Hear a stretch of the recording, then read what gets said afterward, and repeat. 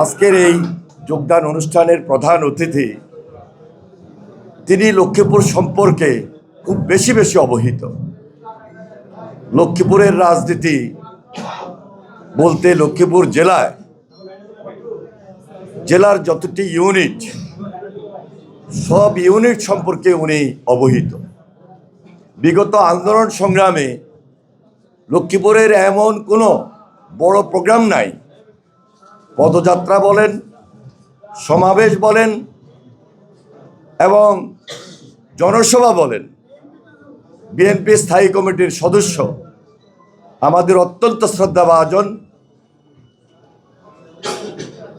আমাদের প্রিয় নেতা জনাব আমির খসরু মাহমুদ চৌধুরী এখানে উপস্থিত রয়েছে। জনাব শাহাদাত হোসেন সেলিম একসময় আমাদের ছাত্র দলের রাজনীতির সঙ্গে সম্পৃক্ত ছিলেন। পরবর্তীতে তিনি চট্টগ্রামে থেকে বিএনপির রাজনীতির সঙ্গে সম্পৃক্ত হয়েছিলেন। আজকে তিনি আবার আমাদের সঙ্গে কাজ করছেন। তবে এই মাঠ, এই দল এবং এই লক্ষ্মীপুর তার খুব কাছের এবং তার সঙ্গের। তিনি খুব কাছ থেকেই এই আন্দোলন সংগ্রামে আমাদের সঙ্গে থেকে, বিশেষ করে বিএনপির নেতৃত্বাধীন যতগুলো অঙ্গ সংগঠন আছে, লক্ষ্মীপুর জেলায় যতগুলো ইউনিট আছে, সবগুলোর সঙ্গে তিনি একসঙ্গে থেকে কাজ করেছেন। এখানে উপস্থিত আছেন মাহবুবের রহমান শামীম, সাংগঠনিক সম্পাদক কেন্দ্রীয় বিএনপি, যিনি খুব কাছ থেকেই লক্ষ্মীপুর জেলার শুধু নয়, চট্টগ্রাম বিভাগের প্রত্যেকটা জেলায় তার পদচারণা ছিল এবং আমাদের এই জেলার সুখ দুঃখের সাথী হিসাবে বিগত আন্দোলন সংগ্রামে নেতৃত্ব দিয়েছেন। আজকে তিনি হাতিয়া যে আসন নোয়াখালী, সেখানে নির্বাচন করছেন।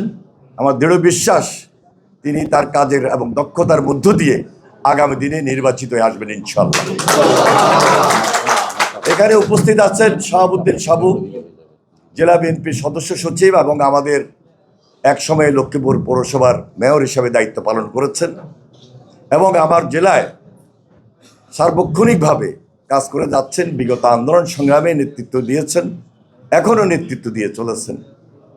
আজকে শাহাদাত হোসেন সেলিম সাহেবের সাথে এলডিপির যে সকল নেতৃবৃন্দ দলকে বিলুপ্ত করে বাংলাদেশ জাতীয়তাবাদী দলে তারেক রহমানের নেতৃত্বে এবং দেশনেত্রী বেগম খালেদা জিয়ার নেতৃত্বে ঐক্যবদ্ধ হয়েছেন, যোগ দিয়েছেন, আমি সকলকে আন্তরিকভাবে মোবারকবাদ জানাই, ধন্যবাদ জানাই এবং অভিনন্দন জানাই। বিশেষ করে রামগঞ্জ থেকে যারা এসেছেন, বিএনপির উপজেলা প্রেসিডেন্ট এবং সেক্রেটারি মধু সাহেব এবং মনোয়ার, দুজনের নেতৃত্বে আমাদের সকল পর্যায়ের নেতৃবৃন্দকেও আমি ধন্যবাদ জানাই, অভিনন্দন জানাই।